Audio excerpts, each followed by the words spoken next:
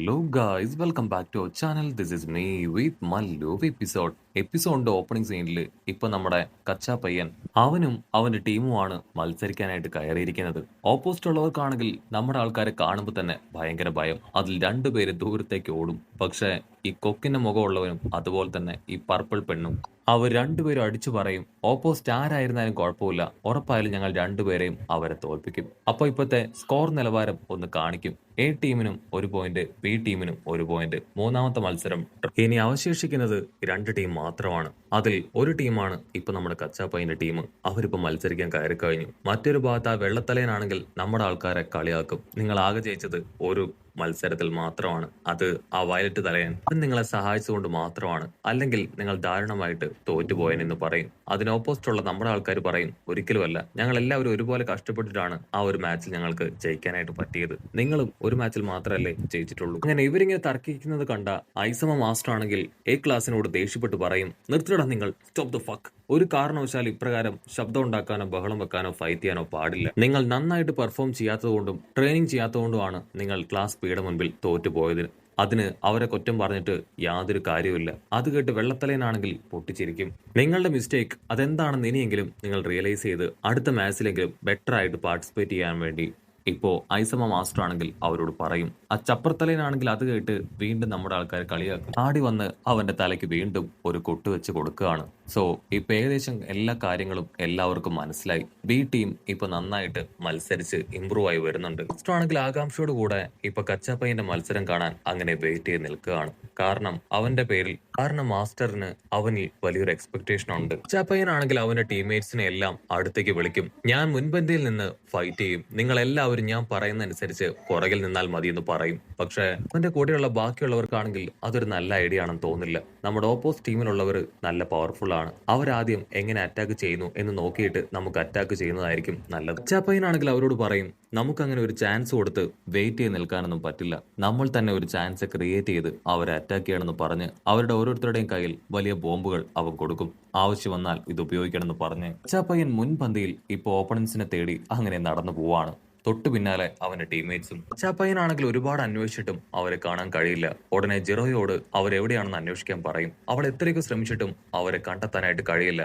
ഉടനെ കാര്യം മനസ്സിലാക്കി അവനാണെങ്കിൽ കച്ചാപ്പയ്യനോട് പറയും, നമ്മളുടെ മൂവ്മെന്റ്സ് അവർ മനസ്സിലാക്കി, നമ്മൾ അവരെ വാച്ച് ചെയ്യാൻ ശ്രമിക്കുകയാണെന്ന് മനസ്സിലാക്കി അവരിപ്പോ എന്തൊക്കെയോ ചെയ്യുകയാണെന്ന് പറയും. അടുത്ത നിമിഷം ആ ഒരു പർപ്പിൾ പെണ്ണിന്റെ ഒരു ഭാഗം വന്ന് അവനെ അറ്റാക്ക് ചെയ്യും. ആക്ച്വലി അവളുടെ സ്പെഷ്യൽ എബിലിറ്റി അതാണ്. അവളുടെ ബോഡി പാർട്സ് അത് ഓരോരോ പീസുകളാക്കാൻ അവളെ കൊണ്ട് സാധിക്കും. അവൾക്കാണെങ്കിൽ എപ്പോ വേണമെങ്കിലും അവളുടെ ബോഡി ഓരോരോ പാർട്സ് ആക്കാനും അതുപോലെ തന്നെ ബാക്ക് ടു നോർമൽ ആക്കാനും സാധിക്കും. സോ ഇപ്പൊ അതുപയോഗിച്ച് അവൾ അറ്റാക്ക് ചെയ്യാൻ ശ്രമിക്കുകയാണ്. കച്ചാപ്പയ്യനാണെങ്കിൽ വലിയൊരു ബോംബിട്ട് അവിടെ തകർക്കും. ഇവിടെ കച്ചാപ്പയ്യന്റെ ടീമിലുള്ള ബാക്കി 3 പേര് അവരാണെങ്കിൽ അവരുടെ ടേണിനായിട്ട് വെയിറ്റ് ചെയ്ത് നിൽക്കുമ്പോഴായിരിക്കും ആ താറാവ് തലയൻ അവിടേക്ക് വന്ന് ഗമ്മ് അവർക്ക് നേരെ ഉപയോഗിക്കുക. നമ്മുടെ ആൾക്കാരാണെങ്കിൽ ആ ഗമ്മിൽ പെട്ട് എന്ത് ചെയ്യണമെന്ന് അറിയാതെ പെട്ട് നിൽക്കുമ്പോഴായിരിക്കും ആ പക്ഷിത്തലയൻ അവിടെ ഉണ്ടായിരുന്ന പൈപ്പുകളെല്ലാം വെട്ടി പുറത്തേക്ക് വെള്ളം ചീറ്റിപ്പിക്കുക. പൈപ്പുകളെല്ലാം തന്നെ ഗമ്മോട് കൂടെ ഇപ്പൊ നമ്മുടെ ആൾക്കാർക്ക് നേരെ വീണുകൊണ്ടിരിക്കുകയാണ്. അത് കണ്ട സട്ടോ ആണെങ്കിൽ എങ്ങനെയെങ്കിലും അത് ബ്ലോക്ക് ചെയ്യണമെന്ന് പറഞ്ഞ് അത് തടയാനായിട്ട് ശ്രമിക്കുകയാണ്. പക്ഷെ അപ്പോഴായിരിക്കും ഒരു വമ്പൻ ട്വിസ്റ്റ്. നമ്മുടെ കച്ചാപ്പയ്യൻ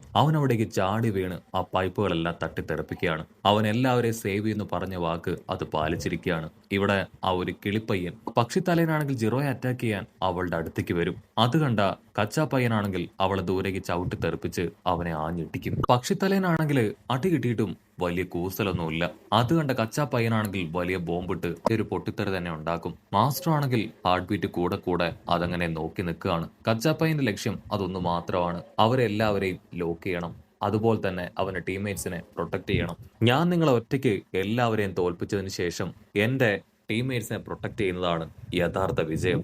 അതേസമയം ഇവിടെ ജിറോ ആണെങ്കിൽ വീണ്ടും ആ വില്ലന്മാർ എവിടെയാണ് ഉള്ളതെന്ന് ചെക്ക് ചെയ്യാനായിട്ട് തുടങ്ങും. അപ്പൊ അതിന്റെ വാക്കുകളും ആവേശമൊക്കെ കാണുമ്പോൾ അവർക്കും അവരുടെ ആവേശം കൂടിക്കൂടി വരികയാണ്. അപ്പുറത്തലേനാണെങ്കിൽ ഇവിടെ ആറ്റിറ്റ്യൂഡ് വിടാതെ നമ്മുടെ ആൾക്കാരെ കളിയാക്കും. ഓ, നിങ്ങളുടെ കച്ചാപ്പയ്യൻ അവൻ എല്ലാവരെയും ഒറ്റയടിക്ക് രക്ഷപ്പെടുത്താനായിട്ട് ശ്രമിക്കുകയാണോ? അവനെ കൊണ്ട് അതൊന്നും പറ്റില്ല, അവൻ വെറും ഓഫ് മാത്രമാണ് കാണിക്കുന്നത്. അത് കേട്ട് നമ്മുടെ ആൾക്കാർ പറയും, കച്ചാപ്പയ്യന്റെ പവർ എന്താണെന്ന് നിങ്ങൾക്കറിയില്ല, അത് അധികം വൈകാതെ തന്നെ നിങ്ങൾ തിരിച്ചറിയും. ഇവിടെ ആ പക്ഷിത്തലയനാണെങ്കിൽ തിരിച്ചറിയും ഒരു കാരണവശാലും കച്ചാപ്പയ്യനായിട്ട് ഡയറക്റ്റ് ഫൈറ്റ് ചെയ്യാൻ പാടില്ല. കാരണം അവനൊരു സ്ട്രോങ് ഓപ്പണന്റ് ആണ്. ബാക്കിയുള്ളവരും ആ കാര്യങ്ങളെല്ലാം തിരിച്ചറിഞ്ഞ് അവരെല്ലാവരും പതിയെ പുറകിലേക്ക് പോവാണ്.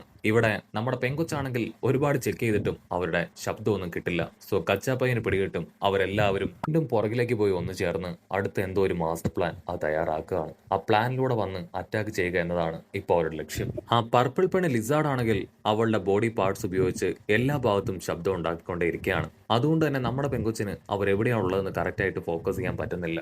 കച്ചാപ്പയ്യനാണെങ്കിൽ കാഷ്വലായിട്ട് പറയും, കുഴപ്പമില്ല, ഞാൻ ഡയറക്റ്റ് അവരെവിടെയാണെന്ന് കണ്ടെത്തുന്നു പറഞ്ഞ് മുൻപോട്ടേക്ക് പോകും. ആ സമയം ഗ്ലൂ പയ്യൻ അവന്റെ കയ്യിൽ ബന്ധപ്പെടും. പക്ഷെ അവനാണെങ്കിൽ കച്ചാപ്പയ്യനെ തട്ടിമാറ്റി അവിടുന്ന് ഓടി രക്ഷപ്പെടാൻ ശ്രമിക്കും. അങ്ങനെ ആ വെൽഡിംഗ് ചെയ്യുന്ന പയ്യനാണെങ്കിൽ അവിടേക്ക് വന്ന് ഇപ്പൊ കച്ചാപ്പയ്യനെ ആ പൈപ്പിനോട് ചേർത്ത് അങ്ങനെ വെൽഡ് ചെയ്ത് വെക്കുകയാണ്. കച്ചാപ്പയ്യനാണെങ്കിൽ ഒന്ന് അനങ്ങാൻ പോലും കഴിയില്ല. തന്നെ സെറു ആണെങ്കിൽ അവിടേക്ക് വന്ന് ടേപ്പ് വെച്ച് അവനെ അറ്റാക്ക് ചെയ്യും.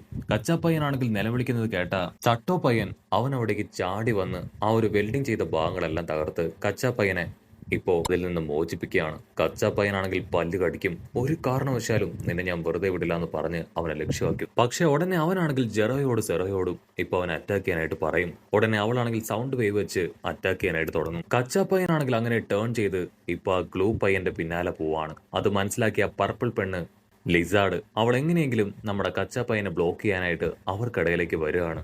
അവളുടെ സപ്പോർട്ടിൽ അവനാണെങ്കിൽ ഗ്ലൂ ഉപയോഗിക്കും. അത് കണ്ട നമ്മുടെ കച്ചാ പയ്യൻ ഫയർ വെച്ച് അവർ രണ്ടുപേരെ അറ്റാക്ക് ചെയ്യും. ആ വെൽഡിംഗ് പയ്യനെ ആണെങ്കിൽ നമ്മുടെ സെറോ പെണ്ണ് അവളാണെങ്കിൽ ലോക്ക് ചെയ്യും. ഈ കാഴ്ചയൊക്കെ കണ്ട ചപ്രത്തലയനാണെങ്കിൽ അവന്റെ ദേഷ്യം കൂടി വരികയാണ്. അതേസമയം ഇപ്പൊ ആ പക്ഷിത്തലയൻ അവനാണെങ്കിൽ ശബ്ദം ഉണ്ടാക്കാതെ കച്ചാ പയ്യന്റെ അടുത്തേക്ക് വരികയാണ്. ആ ഒരു പർപ്പിൾ പെണ്ണ് ലിസാർഡ് അവളാണെങ്കിൽ ഗ്യാപ്പിൽ കച്ചാപ്പയ്യനെ പിടിക്കാൻ നോക്കുന്ന അതേസമയം ആ പക്ഷിപ്പയ്യൻ അവനാണെങ്കിൽ കച്ചാപ്പയ്യന്റെ ക്ലോസ് എത്തും. അടുത്ത നിമിഷം കറക്റ്റ് ആയിട്ട് കച്ചാപ്പയ്യൻ അവന്റെ മൂവ്മെന്റ് മനസ്സിലാക്കി അവനെ പിടിച്ചു വലിച്ച് ആഞ്ഞടിക്കും. അങ്ങനെ ഇപ്പൊ 3 പേരെയും നമ്മുടെ ആൾക്കാർ നോക്ക് ഡൗൺ ചെയ്തിരിക്കുകയാണ്.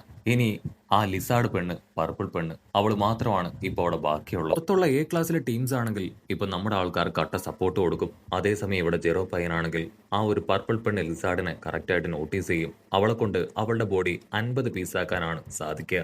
അവളാണെങ്കിൽ നൈസായിട്ട് ആരും അവളെ പിടിക്കാതിരിക്കാനായി അവളുടെ ബോഡി അതങ്ങനെ പാർട്ടാക്കും. അത് മനസ്സിലാക്കിയ ജെറോ പയ്യനാണെങ്കിൽ ഇപ്പൊ അവന് ടേപ്പ് പവർ ഉപയോഗിച്ച് അവളുടെ ഓരോരോ ബോഡി പാർട്സ് ഓരോ പൈപ്പിൽ അങ്ങനെ ലോക്ക് ചെയ്യാനായിട്ട് തുടങ്ങും. ആണെങ്കിൽ നന്നായിട്ട് അറിയാം അവളുടെ ബോഡി പാർട്സ് ഒരുപാട് നേരം ഇപ്രകാരം ഡിസ്മാൻഡിൽ ചെയ്ത് വെക്കാൻ അവളെ കൊണ്ട് സാധിക്കില്ല.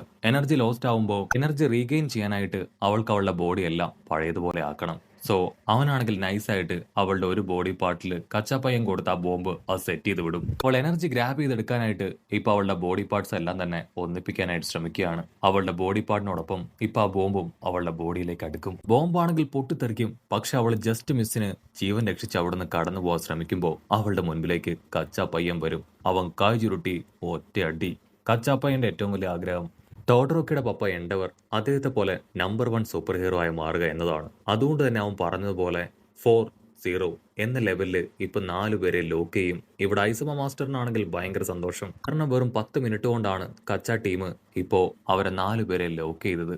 അവരാണെങ്കിൽ ഹായ് ആയിട്ട് സ്റ്റൈലായിട്ട് അങ്ങനെ നടന്ന് പുറത്തേക്ക് വരും. വെള്ളത്തലയനാണെങ്കിൽ അവന്റെ ടീംമേറ്റ്സിനെ കളിയാക്കുകയാണ്. നിങ്ങൾ ശരിക്കും യൂസ്ലെസ് ആണെന്ന് പറയും. പക്ഷെ അവരാണെങ്കിൽ അത് കാര്യമായിട്ട് എടുക്കില്ല. ഉറപ്പായിട്ട് അടുത്ത തവണ ഞങ്ങളത് ശരിയാക്കുമെന്ന് പറയും. ഇവിടെ മാസ്റ്റർ ആണെങ്കിൽ നിന്റെ ഫൈറ്റ് അത് ശരിക്കും അടിപൊളിയായിരുന്നു പറയും. പക്ഷെ കച്ചാപ്പയ്യൻ അത് മൈൻഡേ ഇല്ല. നമ്മുടെ ഹീറോ ആണെങ്കിൽ ഓടി വന്ന് അവനെ അഭിനന്ദിക്കും. പക്ഷെ അവന്റെ കൈ തട്ടി മാറ്റി കച്ചാപ്പയ്യൻ കടന്നു പോകും. കച്ചാപ്പയ്യനാണെങ്കിൽ ടേൺ ചെയ്ത് ഹീറോയോട് പറയും, ഉറപ്പായാലും നിനക്കിപ്പോ കിട്ടിയ പവറിനെ കഴിഞ്ഞും കൂടുതൽ പവർ ഞാൻ എന്നിൽ തന്നെ ക്രിയേറ്റ് ചെയ്തെടുക്കും. അതിന് ഹീറോ ആണെങ്കിൽ പ്രത്യേകിച്ചൊന്നും പറയില്ല. മറ്റൊരു ഭാഗത്ത് ആ ഒരു ചപ്പർത്തലയൻ അവനാണെങ്കിൽ വീണ്ടും നമ്മുടെ ആൾക്കാരെ കളിയാക്കിക്കൊണ്ടേയിരിക്കുകയാണ്. ഇനി അവശേഷിക്കുന്നത് ഒരേ ഒരു മാച്ച് മാത്രമാണ്. ഇനി അവരുടെ ഫൈറ്റാണ്. അതാണ് ഏറ്റവും നിർണായകമായിട്ടുള്ള ഒന്ന്. നമ്മുടെ ഹീറോയുടെ ബാച്ചിന്റെ ആ ഒരു ഫൈറ്റ്.